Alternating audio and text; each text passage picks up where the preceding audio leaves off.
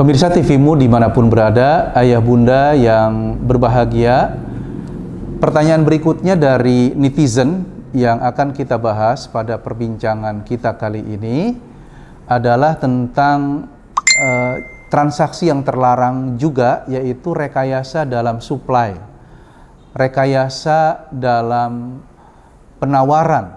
Ya.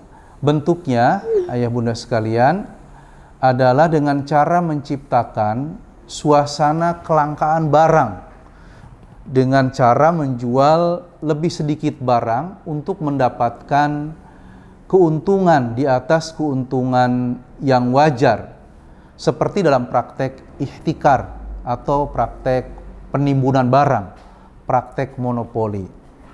Ayah bunda, bab seseorang dia menjadi orang satu-satunya yang memiliki produk tertentu, itu nggak masalah, itu dibolehkan dalam syariat. Yang dilarang itu adalah ketika dia memanfaatkan posisi dia ya sebagai orang yang hanya pemilik satu-satunya produk, ya tidak ada di pasar selain dia, tidak ada di pasaran selain di gudang dia, kemudian dia tahan barang itu. Dia tahan barang itu sehingga orang menjadi kesusahan. Orang mencari-cari, mengalami kelangkaan barang. Dengan itu dia memainkan harga sehingga menekan penawaran. Orang nggak bisa nawar di situ. Mau tidak mau karena faktor butuh, dia harus beli harga berapapun. Seperti yang terjadi misalnya di awal-awal pandemi pandemi corona ini, ya, ketika orang merasa kehilangan masker, ya, kemudian APD, ya, alat penunjang lah kesehatan bagi para dokter untuk melaksanakan kegiatannya. Nah, tiba-tiba nggak ada di pasaran, tiba-tiba langka. Kemudian ada orang yang sengaja menimbun, ya, menimbun barang-barang yang diperlukan ini, dan kemudian dia menjualnya, mengeluarkannya sedikit demi sedikit agar tadi harganya semakin naik karena terjadi kelangkaan barang. Nah, jual beli dalam bentuk rekayasa supply seperti ini dengan pola ihtikar seperti ini itu dilarang dalam Islam karena menimbulkan tadi kezaliman, aniaya terhadap orang lain. Jadi kesannya dia mengeruk keuntungan dengan kesusahan orang lain, dari kesusahan orang lain. Berikutnya pertanyaan yang masuk juga kepada kami adalah tentang apakah realita yang terjadi di lapangan, terjadi di beberapa pasar tradisional, ya, ada orang yang ngampar dagangannya, kemudian ada orang-orang berhimpun di situ dan dia menciptakan sebuah permintaan palsu, ya. Menciptakan permintaan palsu seolah-olah ada banyak permintaan terhadap suatu produk sehingga harga produk tersebut menjadi naik, ya.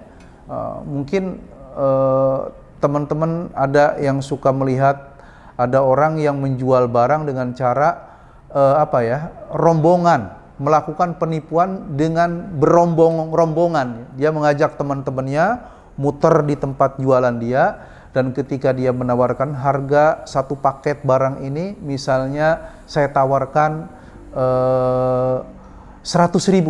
Kemudian temannya yang sebenarnya dia bukan pembeli, dia bukan calon pembeli, teman dari penjual juga, dia mengatakan saya berani 120.000 kata dia. Kemudian si penjual mengatakan, ya oke, 120.000. Ada yang lebih berani membeli dengan harga yang lebih tinggi dari 120.000.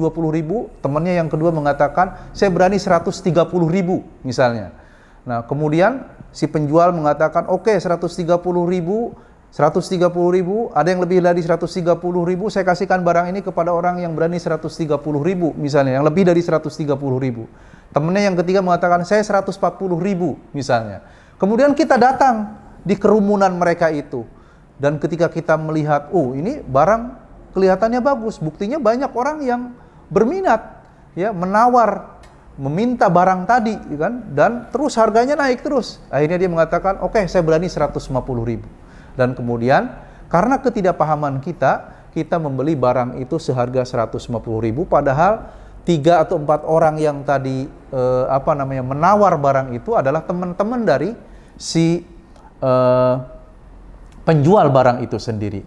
Nah, ini bentuk transaksi jual beli yang masuk dalam kategori transaksi terlarang, transaksi hitam yang dilarang dalam pandangan Islam, karena dia telah melakukan rekayasa dalam demand, rekayasa dalam permintaan. Dalam literatur fikih-fikih klasik ini disebut dengan bai najas, ya, bai najas, jual beli secara najas. Atau mungkin di era modern kita sekarang ini adalah transaksi misalnya dalam bentuk menggoreng saham, ya, praktek menggoreng saham. Jadi saham awalnya dinaikkan sedemikian rupa, ya, bahwa seolah-olah saham perusahaan tertentu ini nilainya sangat prestisius, sangat menarik, ya, sangat